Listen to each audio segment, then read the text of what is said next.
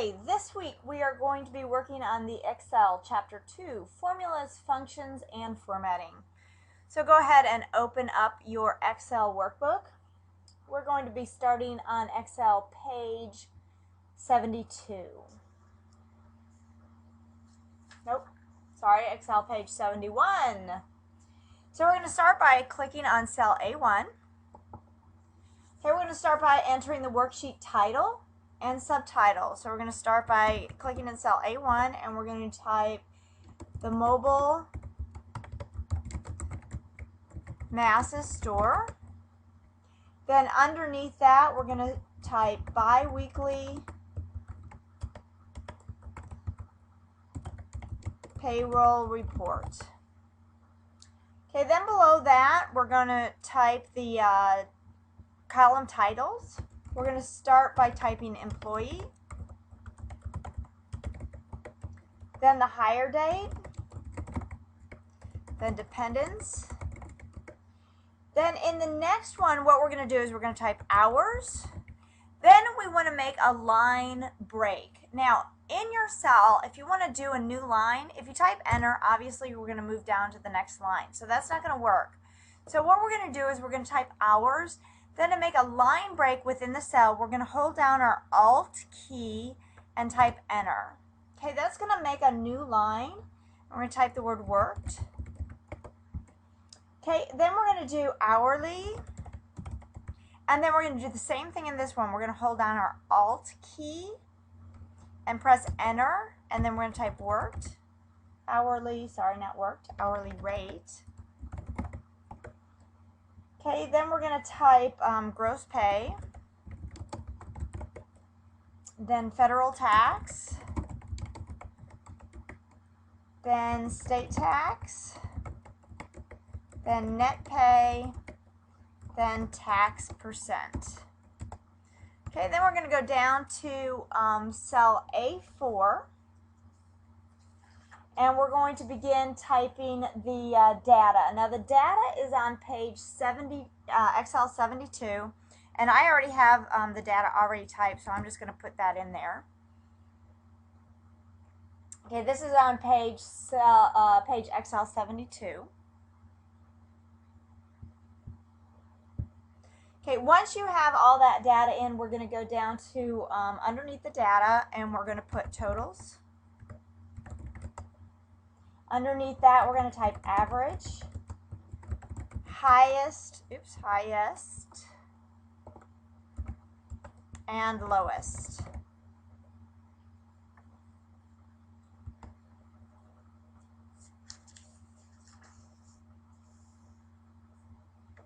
Okay, the next thing we're going to do is we're going to go ahead and we're going to save our worksheet. So we're going to do File, Save As, and we're going to save this as, I'm going to save it on my desktop, and we're going to save this as mobile, the mobile masses bi-weekly payroll report, and we're going to save. Okay, the next thing we're going to do is we're going to start entering our formulas. Now what we're going to do is when we enter our formulas, we're going to use what's called relative referencing. Relative referencing means rather than using whole numbers in our formulas, what we're going to do is we're going to reference the cells that are in our formulas. Now you see these are railroad tracks. I call them railroad tracks. I don't know what other people do, but they look kind of like railroad tracks. All that means is that there's data in that cell that we can't see. You see if I mouse over it, it shows the data that's in that cell. Don't worry about that if you have those. We're going to fix that later. If you see that, it's not an error. It just means there's data in that cell that we can't see. So don't worry about that. We're going to fix that in just a little bit. Okay, so what we're going to do is we're going to start entering the formulas for this information.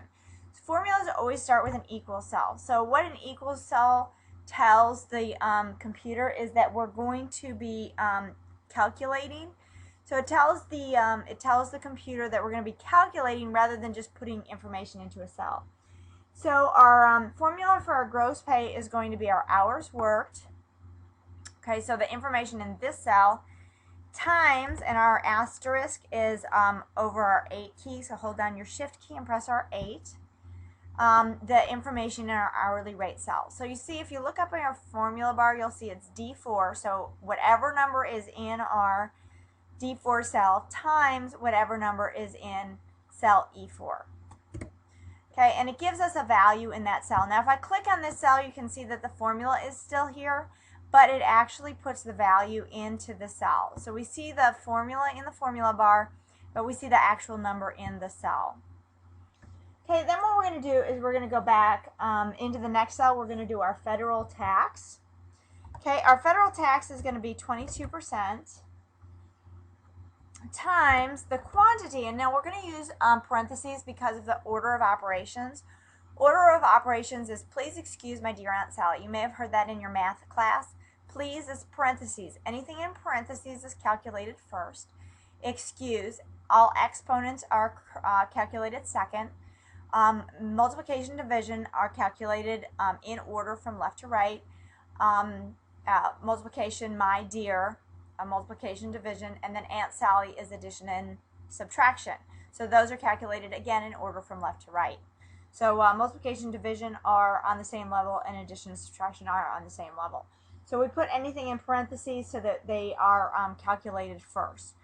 So, and then this is going to be gross pay minus dependents times 24.32.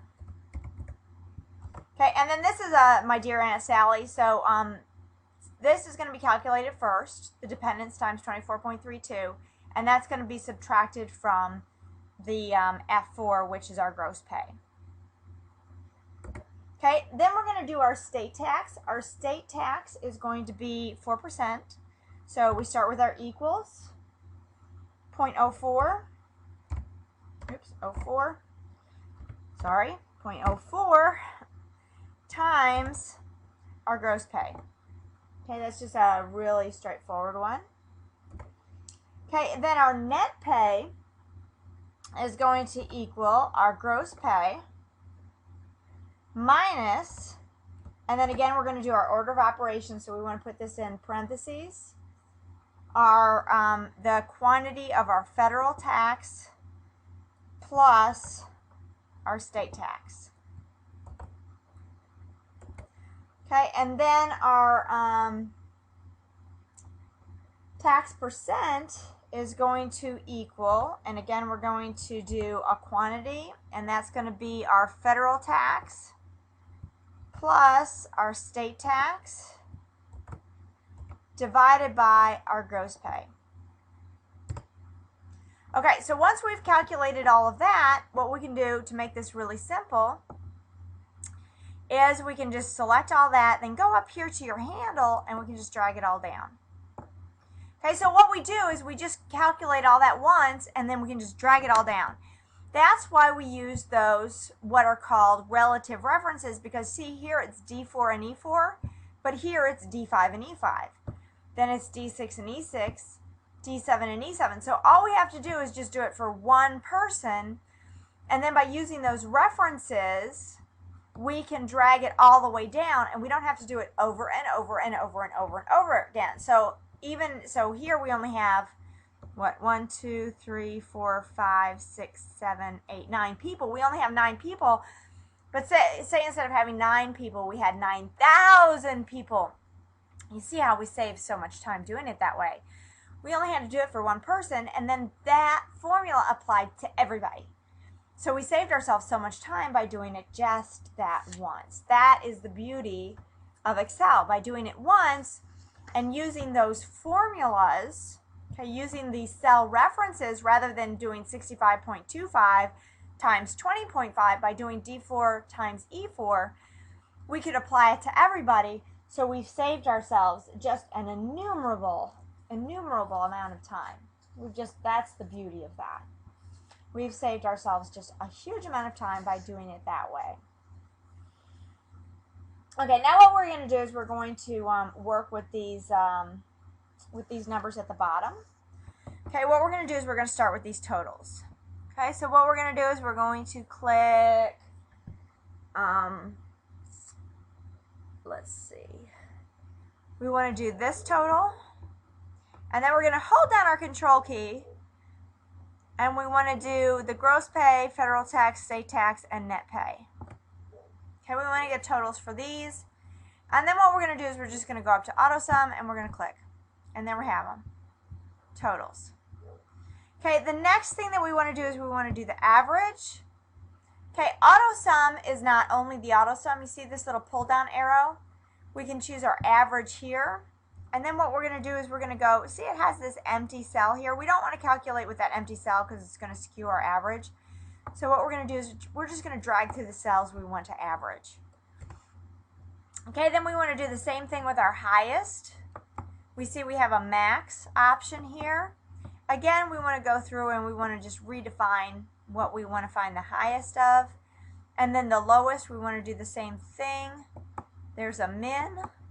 And again, we want to just drag through to redefine what we're finding the minimum of. Okay, and then what we're going to do is we're just going to drag these all the way across. Okay, and then we're going to do this. We're going to delete this average one. We want to delete that one. And then we're going to go up here and we're going to click on this tax and we're going to drag that one just down one. Okay, so this is the only blank cell we have right here.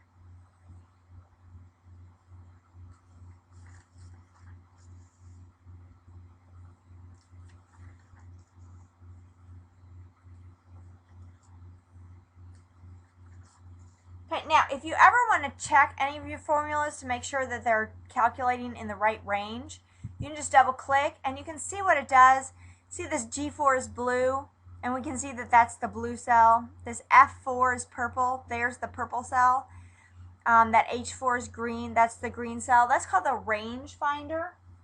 Okay, that's showing you what it's actually which cells it's calculating with, so that you can check your formulas and see what cells it's actually using, so you can verify that. And then when you're done checking with the range finder, you can just press enter to exit out of that. Okay, the next thing we're going to do, we can see this is kind of hard to read. So what we're going to do is we're going to add some formatting. It's always important to format your worksheets. You always want to format them so that they're easier to read. So the first thing we're going to do is we're going to change the theme on this. So we're going to go to our page layout tab, pull this down, and we're going to choose track. Okay, so we're going to go down to the bottom. Okay, don't go all the way down to office.com. We're just going to go right here, stay within the main themes. We're going to choose track. Okay, the next thing we're going to do is we're going to click in cell A1. Hold your shift key down, choose J1. We're going to go back to our home tab and we're going to click in merge and center. Okay, we're going to do the same thing with biweekly payroll report. Hold our shift key down, click in J2, choose merge and center. Then we're going to click in cell A1 and drag down to cell A2. We're going to go to cell styles and we're going to choose title. Okay, then we're going to click in cell A2 and we're going to click in the decrease font size. Just click once to make it a little bit smaller. Then we're going to click and drag between A1 and A2. We're going to go to our fill color. That's that paint bucket there. And we're going to choose the orange accent 1, lighter 60%. Okay, then we're going to choose our borders. We're going to pull it down and we're going to choose a thick box border. Okay, next we're going to choose cell A3. Hold our shift key down, select cell J3. Choose your cell styles. We're going to choose heading 3. Okay, then we're going to go to cell A13. We're going to click in cell J13.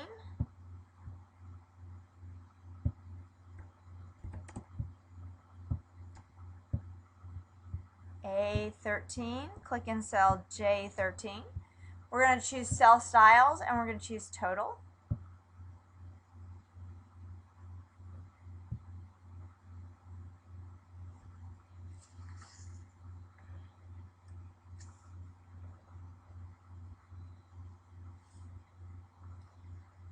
Okay, the next thing that we're going to do is we're going to click in hourly rate. Click in cell C4. We're going to click and drag to cells. Let's see, where am I? Oh, we're going to center these cells too. Click and drag to cell J12 and center those.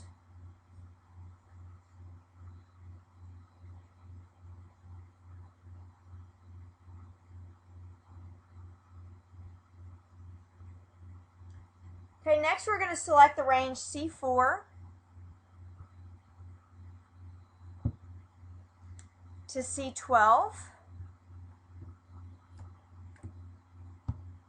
Okay, and we're going to center those if they aren't already. Next, we're going to select E4 to deselect, or just any cell to deselect that range. Doesn't matter what cell you select, actually. Okay, next we're going to select in cell E4,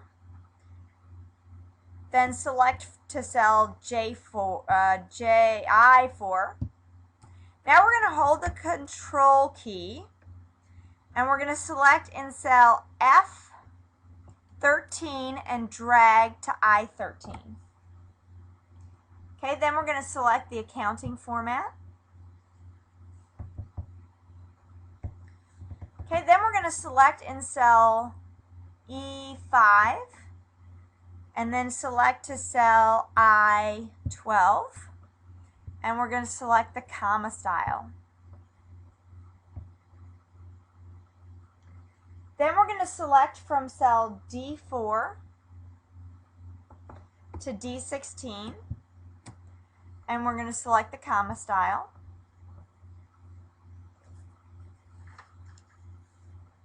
Then we're going to select the range from E14 to E16. Oh no, from E14 to I16.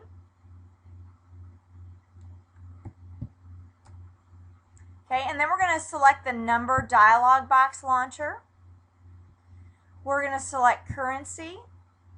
It should be 2 decimal places, $sign. Then we're going to select negative numbers in parentheses. We're going to select OK.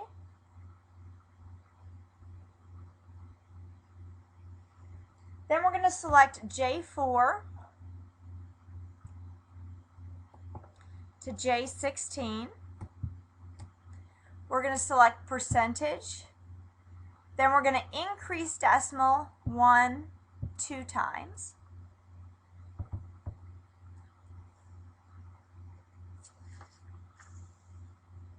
Next, we're going to apply conditional formatting. So we're going to select D4 to D12. We're going to go to our conditional formatting and we're going to choose new rule. Okay, what this does is it applies a format based on a condition. Okay, so what we want to do is we want to find all the people who've worked more than 70 hours. Now what we could do is we could say, okay, well, he's worked more than 70 hours. She's worked more than 70 hours. This person's worked more than 70 hours, and he's worked more than 70 hours. We could do that. But again, let's say instead of 9 people, we have 9,000 people. First of all, it's prone to errors. Second of all, it's going to take forever. Third of all, let's say somebody's hours increased, and we forget to mark that they increased. They added more hours to their docket. This way, first of all, we don't make mistakes. Second of all, it's really easy. This way, it's very easy to do, and it does it automatically. So what we're going to do is we're going to choose format only cells that contain. What we want is format cells that are greater than. We want people who have worked more than 70 hours. And what we're going to do is we're going to reformat those cells. And what we want to do is we want to start by changing the font. Okay, we're going to make it white. And we're going to change the fill color. This is going to make it stand out. So we're going to change this fill color to this kind of brown color. And we're going to choose OK. Now, what's going to happen is this is what the format of the cells is going to look like. Now watch what happens. Watch what happens to these cells. Notice that all these people who have worked over 70 hours, how that format changes. But if I click in that cell and I go up here to the cell color, notice it says no fill. Okay, it doesn't change it. It still says that there's no fill. So what happens, but let's watch what happens if I change this person, Noah's hours, to 71. Watch what happens to the cell. It automatically changes the format on that cell. See, so it makes it really easy so that the person, and see now it went away. So it automatically changes the format of the cell. Conditional formatting is wonderful to automatically seek out cells that meet a certain condition. Okay, the next thing I'm going to do is I'm going to change my column widths. So the first thing I'm going to do is I'm going to best fit the first 3 columns. So I'm going to pick column A, B, and C by just placing my cursor in A, B, and C. I'm going to drag it through. I'm going to place my cursor here on the right till it makes a straight up and down line with 2 arrows pointing to the left and right, and I'm just going to double click. Okay, see those railroad tracks? See how they went away? Okay, those railroad tracks go away. And now see how the data now fits in those cells nice and neatly. Okay, the next thing I'm going to do is I'm going to drag through columns D and E, and then I'm going to hold my control key down and I'm going to click column J. Okay, and now what I'm going to do is I'm going to change my column width to 7.56.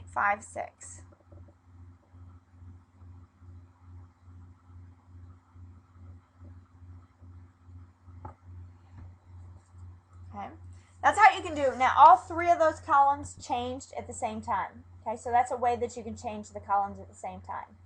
Now I'm going to change my row height here. Another way you can change the height is you can right click and you can change it, select row height. I want my row height here to be 48, so I'm just going to type in 48.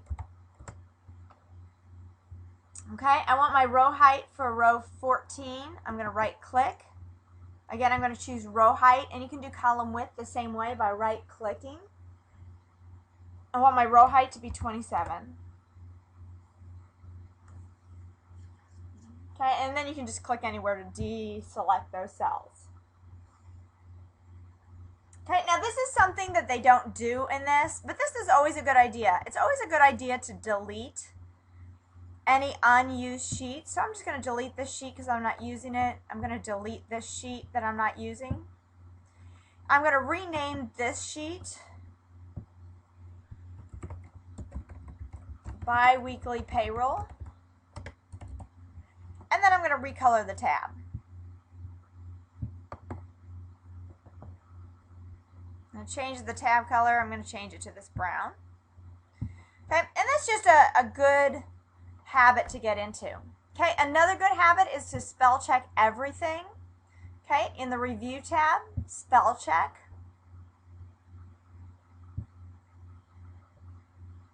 Okay, Charvat, not my problem.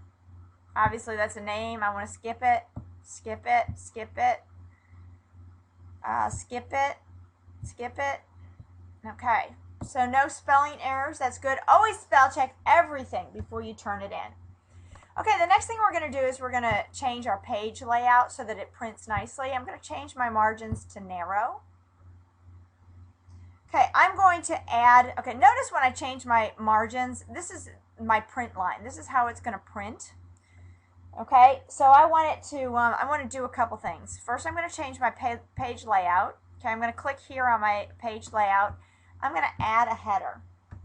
So my header is going to say Samuel Snyder and Chief Financial Officer. Okay, go back to page layout.